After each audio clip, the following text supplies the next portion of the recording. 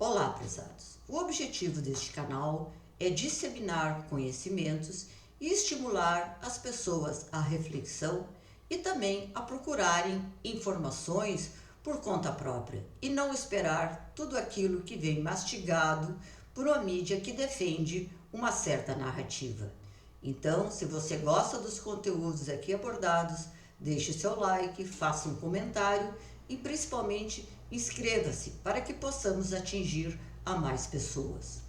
O professor Olavo de Carvalho, no seu livro O Jardim das Aflições, descreve técnicas de manipulação psíquica que evoluíram muito nas últimas décadas.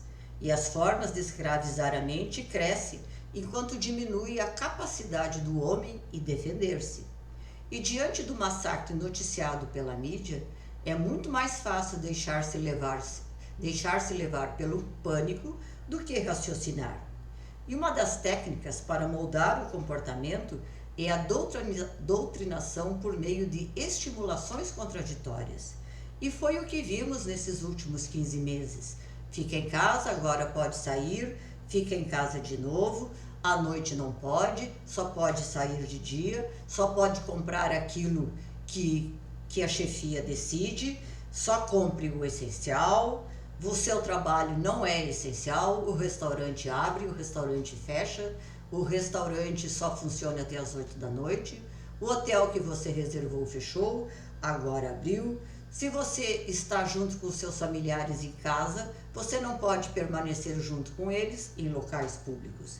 E o pior, o uso de máscaras, que o próprio Dr. Freud disse em fevereiro de 2020 que elas eram absolutamente inúteis. Depois passou a exigir que fosse usado. Depois queria que usássemos 2 máscaras. E por fim agora diz que precisaríamos usá-las indefinidamente. Mas o pior é que se você está de pé, precisa usar máscara. Sentado, não há necessidade. Isso significa que então precisaremos andar de 4 para sobreviver. Assim vai ocorrendo a mudança da personalidade, sem gritos, sem tiros, sem violência, tudo na maciota. As vítimas nem se dão conta do que está se passando com elas. Então, com o efeito acumulado dessas estimulações contraditórias, as pessoas são levadas ao desespero até o ponto em que sua personalidade vira literalmente do avesso. O psicólogo americano Albert Biderman estudou técnicas de tortura e doutrinação comunistas muito usadas naquele país do Oriente que disseminou a peste.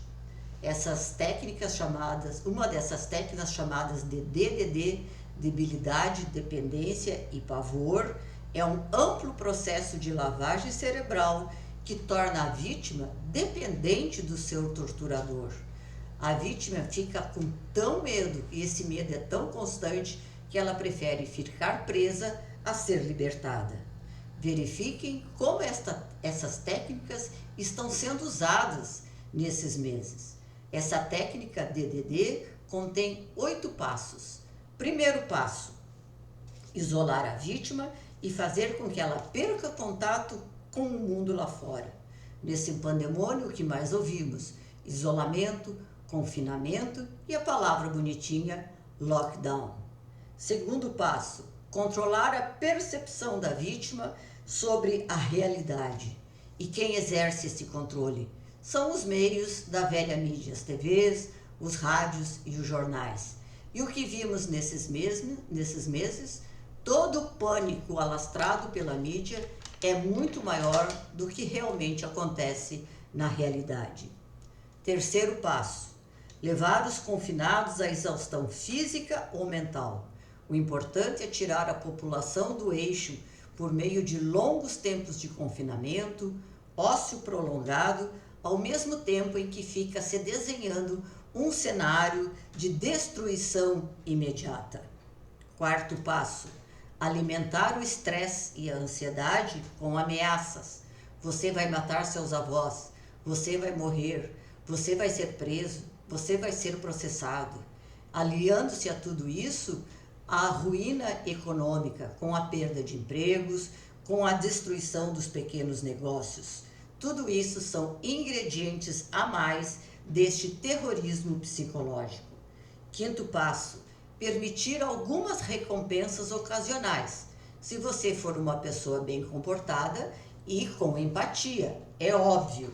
Se você se comportou bem, se você cooperou com o seu torturador, usando máscaras inúteis, usando álcool em gel a cada 15 minutos, não chegando perto de ninguém, aguardando de pé para entrar num recinto sob um sol escaldante, oferecendo sua testa para que meçam a febre em qualquer lugar que você vai entrar, cumprir mil e umas medidas inúteis, exigências inúteis, servir de cobaia para experimentos.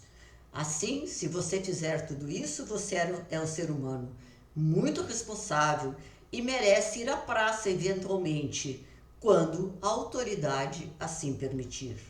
Sexto passo: exibir poder, onipotência, fechar a economia, decidir o que se pode ou não comprar, prender, processar, não respeitar a Constituição, inclusive as cláusulas pétreas, interferir na dinâmica das famílias, invadir residências, fechar escolas, impedir comemorações e qualquer atividade humana.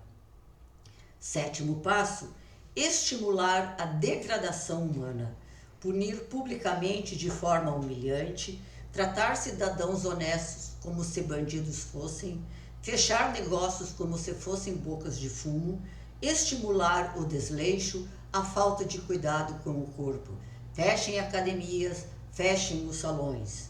Isso reduz o indivíduo a um mero escravo. Oitavo passo: reforçar essas ordens comuns, mudar as regras a todo momento, impedir que as pessoas se planejem. Isso desenvolve um conformismo com as restrições já impostas por medo de punições ainda mais rígidas. Mudanças constantes dos discursos amedrontam ainda mais pelo medo de mais restrições à liberdade.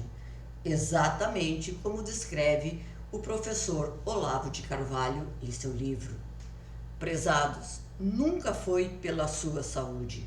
O que se viu, o que se tem e o que ainda está acontecendo é um processo de controle social, de cerceamento de liberdades. Em nome de um suposto bem comum, instalou-se um absolutismo sanitário, um experimento de controle social nunca visto antes na história da humanidade. O pânico, a pandemia que se viu, foi o pânico de medo, tudo para instaurar o controle.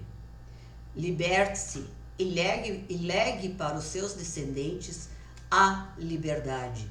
Não faça como os cubanos, que levaram 62 anos para exigi-la. Eu sou Thaís Scalco Coraza e hoje são 19 de julho.